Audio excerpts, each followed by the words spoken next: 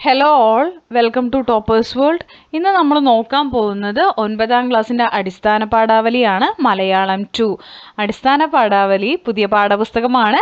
ഇതിൽ നമ്മൾ നോക്കാൻ പോകുന്ന ഫസ്റ്റ് യൂണിറ്റ് ആണ് നടക്കും തോറും തെളിയും വഴികൾ. അതിലെ രണ്ടാമത്തെ ചാപ്റ്റർ ആണ് സ്മാരകം. സ്മാരകം എന്ന പാഠഭാഗത്തിൻ്റെ മുഴുവനായിട്ടുള്ള വിശദീകരണം, അതുപോലെ തന്നെ ചോദ്യോത്തരങ്ങൾ, പ്രവർത്തനങ്ങളുടെ ഉത്തരങ്ങൾ, ഇത്രയുമാണ് നമ്മൾ ഇന്നത്തെ ക്ലാസ്സിൽ ഉൾപ്പെടുത്തിയിരിക്കുന്നത്. എല്ലാം ഒരൊറ്റ ക്ലാസ്സിൽ തന്നെ നമ്മൾ ഇൻക്ലൂഡ് ചെയ്തിട്ടുണ്ട്. അപ്പോൾ എല്ലാവർക്കും നമ്മുടെ ക്ലാസ്സിലേക്ക് സ്വാഗതം.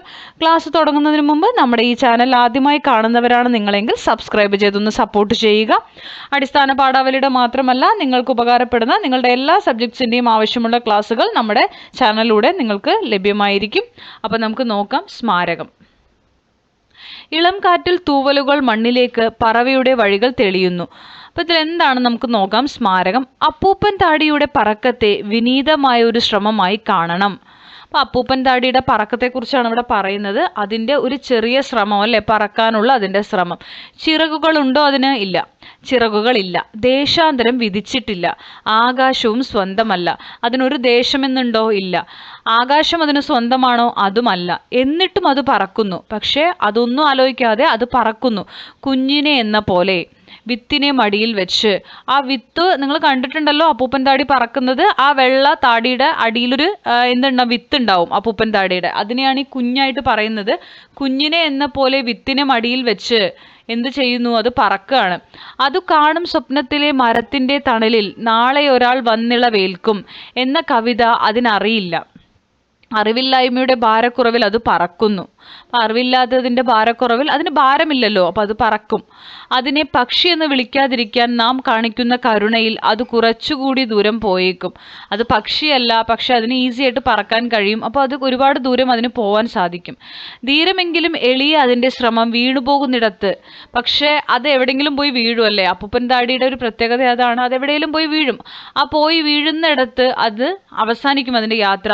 സ്മാരകമായി ഉയർന്നു വന്നേക്കും. പിന്നീട് അവിടെ നിന്ന് അത് മുളയ്ക്കാം. ആ അപ്പൂപ്പൻ താടിയുടെ വിത്താണതല്ലേ, അത് മുളച്ച് ഉയർന്നു വന്നേക്കും. ആരും അറിയാതെ നാളെ ഒരു മരം. ഓക്കെ. മിണ്ടാപ്രാണി എന്ന കൃതിയാണ് വീരാൻകുട്ടി, അദ്ദേഹത്തിൻ്റെ കവിതയാണിത്. കവിതാ സമാഹാരത്തിൽ വരുന്നതാണ്. നമുക്കിനി ഇതിലെ ചോദ്യോത്തരങ്ങൾ അഥവാ പ്രവർത്തനങ്ങൾ നോക്കാം. അപ്പൂപ്പൻ താടിയുടെ പറക്കത്തെ വിനീതമായൊരു ശ്രമമായി കാണണം. കവി ഇങ്ങനെ പറയാൻ കാരണം എന്താവാം? കണ്ടെത്തി എഴുതുക. ഉത്തരം: അപ്പൂപ്പൻ താടിയുടെ പറക്കത്തെ മനോഹരമായ ഒരു ശ്രമമായി കാണണം എന്നാണ് കവിതയുടെ തുടക്കത്തിലെ വരച്ചിടുന്നത്. എന്തുകൊണ്ടെന്നാൽ അത്രമേൽ ലളിതമായി ആവിഷ്കരിക്കുന്ന യാത്രയാണല്ലോ അത്. ചിറകുകളില്ലാതിരുന്നിട്ടും, സ്വന്തമായി പറക്കാൻ ഇടമില്ലാതിരുന്നിട്ടും, ദേശാന്തരങ്ങൾ താണ്ടാൻ കഴിയാതിരുന്നിട്ടും അത് അതിൻ്റെ പറക്കൽ തുടർന്നുകൊണ്ടേയിരിക്കുന്നു. ഒരമ്മ കുഞ്ഞിനെ എത്രമാത്രം കരുതലോടെ കാക്കുന്നു എന്ന പോലെ തൻ്റെ വിത്തിനെ അത്രമാത്രം കരുതലോടെ കാത്തുകൊണ്ട് പറക്കുകയാണ് അപ്പൂപ്പൻ താടി. കുഞ്ഞിനെ എന്ന പോലെ വിത്തിനെ മടിയിൽ വെച്ച് എന്ന പ്രയോഗത്തിൻ്റെ പൊരുൾ ചർച്ച ചെയ്യുക. ഉത്തരം: ഒരമ്മ തൻ്റെ കുഞ്ഞിനെ എത്രമാത്രം കരുതലോടെയാണ് നോക്കുന്നത്, അത്രമേൽ കരുതലോടെ തന്നെ തൻ്റെ വിത്തിനെ മടിയിൽ വെച്ച് യാതൊരു ഭാരവും അറിയാതെ തൻ്റെ പറക്കൽ തുടരുകയാണ് അപ്പൂപ്പൻ താടി. കുഞ്ഞ് അമ്മയ്ക്ക് അത്രമേൽ പ്രിയപ്പെട്ടതാണ്. അമ്മയുടെ നാളെകൾ കുഞ്ഞിലൂടെയാണല്ലോ കാണാനാവുക. അതുപോലെ തന്നെ അപ്പൂപ്പൻ താടി തൻ്റെ നാളെകൾ തൻ്റെ കയ്യിൽ ഭദ്രമാക്കുകയാണ്. അത്രമേൽ ഭദ്രമായി തൻ്റെ തലമുറകളെ കയ്യിലൊതുക്കുകയാണ് അപ്പൂപ്പൻ താടി. അമ്മയും കുഞ്ഞും തമ്മിലുള്ള ബന്ധത്തിൻ്റെ പൊരുൾ എത്ര കാലം എടുത്താലും വിശദീകരിക്കാൻ സാധിക്കാത്ത ബന്ധമാണ്. അടുത്ത ചോദ്യം: ധീരമെങ്കിലും എളിയ ശ്രമം എന്നാണ് അപ്പൂപ്പൻ താടിയുടെ പറക്കലിനെ കവി വിശേഷിപ്പിക്കുന്നത്. ഈ വിശേഷണം നൽകുന്ന അർത്ഥസാധ്യതകൾ എന്തെല്ലാമാണ്? കുറിപ്പ് തയ്യാറാക്കുക. കവിതയുടെ തുടക്കത്തിൽ അപ്പൂപ്പൻ താടിയുടെ പറക്കലിനെ എളിയ പറക്കൽ എന്നാണ് വിശേഷിപ്പിച്ചിരിക്കുന്നത്. എന്നാൽ കവിതയുടെ അവസാനമാകട്ടെ അതൊരു ധീരമായ പറക്കലായി മാറുന്നു. ചിറകുകളും ദേശാന്തരങ്ങളും ആകാശവും സ്വന്തമില്ലാത്തവൻ്റെ പറക്കൽ വെറും ഒരു പറക്കലല്ല, അതൊരു പ്രയാണമാണ്. ഭൂമിയിലെ ഏറ്റവും ലളിതമായ ഒന്നിൻ്റെ പ്രയാണം. ഒന്നുമില്ലാത്തവനും ഭൂമിയിൽ ഏറ്റവും ചെറിയവനും സ്വന്തമായി ആകാശവും ചിറകുകളില്ലാത്തവനും പറക്കാൻ സാധിക്കുമെന്നുള്ള ഭൂമിയുടെ അടയാളമായാണ് അപ്പൂപ്പൻ താടിയുടെ പറക്കലിനെ കൊണ്ട് കവി സൂചിപ്പിക്കുന്നത്. ഭൂമിയിലെ ഏറ്റവും ചെറിയവ പുലർത്തുന്ന ജീവിതം ഒരു പാഠമാണ്. ഏറ്റവും എളിയവയുടെ പറക്കൽ ധീരമായ അടയാളപ്പെടുത്തലാണ്. വീണു പോകുന്നിടത്ത് ഒരു സ്മാരകം അവശേഷിപ്പിച്ചു തൻ്റെ പറക്കൽ അടയാളപ്പെടുത്തിക്കൊണ്ടാണ് ഏറ്റവും എളിയവൻ ഒരു സ്മാരകമാകുന്നത്. ഒരു തലമുറയെ തൻ്റെ കയ്യിലൊതുക്കി വീണിടത്തു നിന്നും ഉയർത്തെഴുന്നേൽക്കുന്ന ആരും പുകഴ്ത്താനോ പ്രോത്സാഹിപ്പിക്കാനോ ഇല്ലാത്തവൻ്റെ പ്രയാണമാണ് അപ്പൂപ്പൻ താടിയുടെ പറക്കൽ. തൻ്റെ അറിവില്ലായ്മയുടെ ഭാരക്കുറവിലാണ് അപ്പൂപ്പൻ താടി പറക്കുന്നത് എന്ന് കവി പറയുന്നു. അതെ, തൻ്റെ ഇല്ലായ്മയിൽ സ്വയം മുന്നോട്ട് തെളിച്ച ധീരമായ സഞ്ചാരപാതയാണ് അപ്പൂപ്പൻ താടി അടയാളപ്പെടുത്തുന്നത്. വീണു പോകുന്ന അണഞ്ഞിടത്തു പോലും തൻ്റെ സ്വത്വത്തെ കൈവിടാതെ മുന്നോട്ട് പോവുകയാണ് അപ്പൂപ്പൻ താടി. വരാനിരിക്കുന്ന നാളുകളെക്കുറിച്ച് വമ്പൻ പ്രതീക്ഷകളില്ലാതെ സ്വയം വഴിതെളിച്ച് മുന്നോട്ട് നീങ്ങുകയാണ് അപ്പൂപ്പൻ താടി. അടുത്ത ചോദ്യം, ഒരു വിത്തിന്റെ വിനീതമായ യാത്രയെ മഹത്തായ ജീവിതയാത്രയായി ആവിഷ്കരിക്കുകയാണ് കവി. ഈ പ്രസ്താവനയുടെ സാധുത വിലയിരുത്തി കുറിപ്പ് തയ്യാറാക്കുക. വിത്തുകളെല്ലാം ഭൂമിയുടെ കുഞ്ഞുങ്ങളാണ്. ഭൂമിയുടെ നാളുകളെല്ലാം ഭൂമി ഭദ്രമാക്കുക വിത്തുകളിലൂടെയാണ്. എല്ലാ പ്രതീക്ഷകളും പച്ചപ്പും ഭൂമി നിറച്ചു വെച്ചിരിക്കുന്നത് ഓരോ വിത്തുകൾക്കുള്ളിലാണ്. ഒരു വിത്തിന്റെ വിനീതമായ യാത്രയെ മഹത്തായ ജീവിതയാത്രയായിട്ടാണ് കവി ആവിഷ്കരിക്കുന്നത്. ജീവിതം തന്നെ ഒരു യാത്രയാണ്. ഓരോ വിത്തുകളിൽ നിന്നുമാണ് ഓരോ യാത്രകളുടെയും തുടക്കം. യാത്രകൾ നമുക്ക് തരുന്ന ജീവിത പാഠങ്ങളാണ്. പ്രപഞ്ചത്തിലെ വിത്തുകൾ നടത്തുന്ന ലളിതമായ യാത്രയും നമുക്ക് പ്രകൃതി ഒരുക്കുന്ന പാഠപുസ്തകങ്ങളാണ്. അത്രമേൽ നിശബ്ദമായി, പ്രഹസനങ്ങളില്ലാതെ, പ്രചോദനമോ ആർപ്പുവിളികളോ മുന്നിൽ നിന്നോ പിന്നിൽ നിന്നോ പ്രോത്സാഹനത്തിന് ആരുടെയും വാക്കുകൾ പോലും ഇല്ലാതെ സ്വന്തമെന്ന് പറയാൻ ദേശാന്തരങ്ങളോ ആകാശമോ ഇല്ലാത്തവരുടെ യാത്രകളെ അടയാളപ്പെടുത്തുകയാണ് വിത്തുകൾ. വിത്തുകൾ തങ്ങളുടെ പരിമിതമായ ഇടത്തുനിന്നും തങ്ങൾക്കാവശ്യമുള്ള ഊർജം ആഗിരണം ചെയ്ത് സ്വയം ചരിക്കുകയാണ്. എവിടെയാണോ തൻ്റെ യാത്ര അവസാനിക്കുന്നത് അവിടെ നിന്നും പുതിയ ഒരു നാളുകൾ തുറന്ന് തൻ്റെ യാത്രയുടെ പൂർത്തീകരണത്തിൽ എത്തിച്ചേരുകയും തൻ്റെ തലമുറകളുടെ പ്രയാണത്തിന് വഴി തുറക്കുകയും ചെയ്യുന്നു. അടുത്ത ചോദ്യം, എനിക്ക് ഒന്നും അറിയില്ല എന്ന തിരിച്ചറിവാണ് ഏറ്റവും വലിയ ജ്ഞാനം. സോക്രട്ടീസ്. അറിവില്ലായ്മയുടെ ഭാരക്കുറവിൽ അത് പറക്കുന്നു. വീരാൻകുട്ടി. സോക്രട്ടീസിന്റെ വാക്കുകളും കവിതാഭാഗവും താരതമ്യം ചെയ്യുക. എനിക്ക് ഒന്നും അറിയില്ല, അത്രമേൽ എളിയവനാണ് ഞാൻ എന്ന തിരിച്ചറിവാണ് ഒരു മനുഷ്യന്റെ പൂർണ്ണമായ അറിവ് എന്ന് സോക്രട്ടീസ് പറയുന്നു. തനിക്ക് എല്ലാത്തിനെക്കുറിച്ചും അറിയാമെന്ന വിചാരം അറിവില്ലായ്മയുടെ തുടക്കവുമാണ്. എന്തുകൊണ്ടെന്നാൽ നാം ദിനം പ്രതി മാറ്റങ്ങൾക്ക് വിധേയപ്പെട്ടുകൊണ്ടിരിക്കുകയാണ്.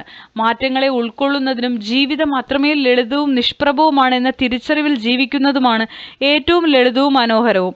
ഈ തിരിച്ചറിവ് മനുഷ്യന് പ്രദാനം ചെയ്യുന്നത് ലോകത്തെക്കുറിച്ചുള്ള പരമമായ വെളിച്ചമാണ്.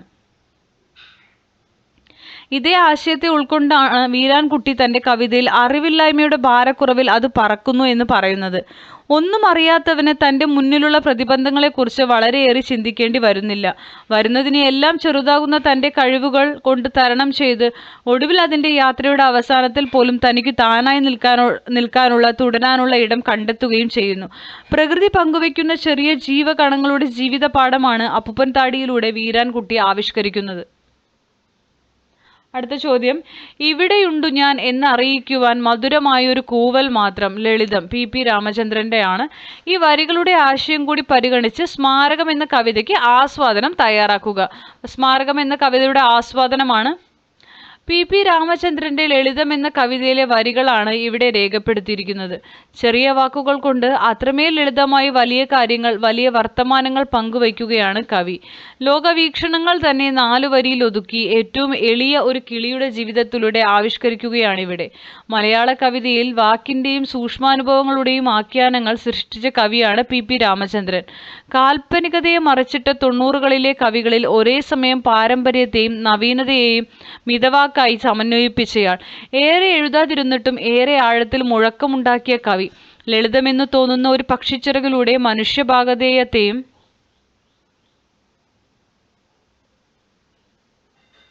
ലോകത്തുള്ള എല്ലാ ജനതകളിലേക്കും മനുഷ്യജീവിതത്തിന്റെ ലാളിത്യത്തെ ആവിഷ്കരിക്കുകയാണ് കവി. എന്നാൽ വീരാൻകുട്ടിയുടെ സ്മാരകത്തിലാകട്ടെ കിളിയേക്കാൾ ലളിതമായി അപ്പൂപ്പൻ താടി സ്വന്തമായി ദേശാന്തരങ്ങളും ആകാശവും ഇല്ലാഞ്ഞിട്ടും അറിവില്ലായ്മയുടെ ഭാരക്കുറവിൽ സ്വയം മറന്നു തൻ്റെ കർത്തവ്യത്തിൽ മുഴുകുകയും ഏറ്റവും ലളിതമായി തൻ്റെ ജീവിതത്തെ അടയാളപ്പെടുത്തുകയും ചെയ്യുന്നു. ഈ തിരക്കിട്ട ലോകത്ത് മനുഷ്യർ മത്സരത്തിലാണ്. തങ്ങൾക്കു നിലനിൽക്കാൻ, തൻ്റെ നിലനിൽപ്പുകൾ അടയാളപ്പെടുത്താൻ മനുഷ്യൻ അത്രമേൽ ക്രൂരമായി ഇടപെടുന്നത് ഇന്നത്തെ പത്രമാധ്യമങ്ങളിലും സാമൂഹിക മാധ്യമങ്ങളിലും കാണാൻ സാധിക്കും. എന്നാൽ പ്രപഞ്ചത്തിലെ ഏറ്റവും ചെറിയ ജീവികൾ തങ്ങളുടെ ജീവിതത്തെ വളരെ ലളിതമായി ആവിഷ്കരിക്കുന്നത് മനുഷ്യന് പാഠമാവുകയാണ്. ആരോടും മത്സരിക്കുകയോ പരാതികൾ പറയാതെയും തങ്ങളുടെ ജീവിത ലക്ഷ്യത്തെ മനോഹരമായി ആവിഷ്കരിക്കുന്ന ചെറിയ ജീവികളുടെ മഹത്വമാണ് ഈ കവിതകൾ. അപ്പോൾ ഇത്രയുമാണ് ഇന്നത്തെ ക്ലാസ്സിൽ ഉൾപ്പെടുത്തിയിരിക്കുന്നത്. ആവശ്യമുള്ളവർ പൗസ് ചെയ്ത് വെച്ചിട്ട് എഴുതിയെടുക്കാൻ വേണ്ടി ശ്രമിക്കുക. ക്ലാസ്സുകൾ ഇഷ്ടപ്പെടുന്നുണ്ടെങ്കിൽ ലൈക്ക് ചെയ്യണം, ഷെയർ ചെയ്യണം, സബ്സ്ക്രൈബ് ചെയ്യണം. ക്ലാസ്സുകൾ നമ്മൾ എപ്പോഴും കുറച്ച് സ്പീഡിലാണ് പറഞ്ഞു പോവാറ്. അത് വേറൊന്നും കൊണ്ടല്ല, നമ്മൾ ഒരുപാട് ലെങ്തി ആയി കഴിഞ്ഞാൽ നിങ്ങൾക്കും അത് ബോറടിക്കും. അപ്പോൾ കുറച്ചുകൂടി സ്പീഡിൽ പറഞ്ഞാൽ നിങ്ങൾക്കത് യൂസ്ഫുൾ ആയിരിക്കും. അപ്പോൾ നിങ്ങൾക്ക് സ്പീഡ് കുറച്ച് കാണാനുള്ള ഓപ്ഷൻസ് യൂട്യൂബിൽ അവൈലബിൾ ആണ്. അപ്പോൾ നിങ്ങൾ വേണമെങ്കിൽ ഒന്ന് സ്പീഡ് കുറച്ച് കാണാൻ വേണ്ടി ശ്രമിക്കുക. എന്തെങ്കിലും സംശയങ്ങളുണ്ടെങ്കിൽ കമൻറ്റിലൂടെ ചോദിക്കുക. നമ്മുടെ സബ്സ്ക്രൈബേഴ്സിന് മാത്രമേ നമുക്ക് കമൻറ്റ് ചെയ്യാൻ വേണ്ടി സാധിക്കുള്ളൂ. കമൻറ്റ് ചെയ്യണമെന്നുണ്ടെങ്കിൽ ഒന്ന് സബ്സ്ക്രൈബ് ചെയ്ത് ലൈക്ക് ചെയ്ത് കമൻറ്റ് ചെയ്യാൻ വേണ്ടി ശ്രമിക്കുക. അപ്പോൾ നിങ്ങൾ ക്ലാസ്സുകൾ ഇഷ്ടപ്പെടുന്നുണ്ടെങ്കിൽ തുടർന്ന് വാച്ച് ചെയ്യുക. Thank you for watching.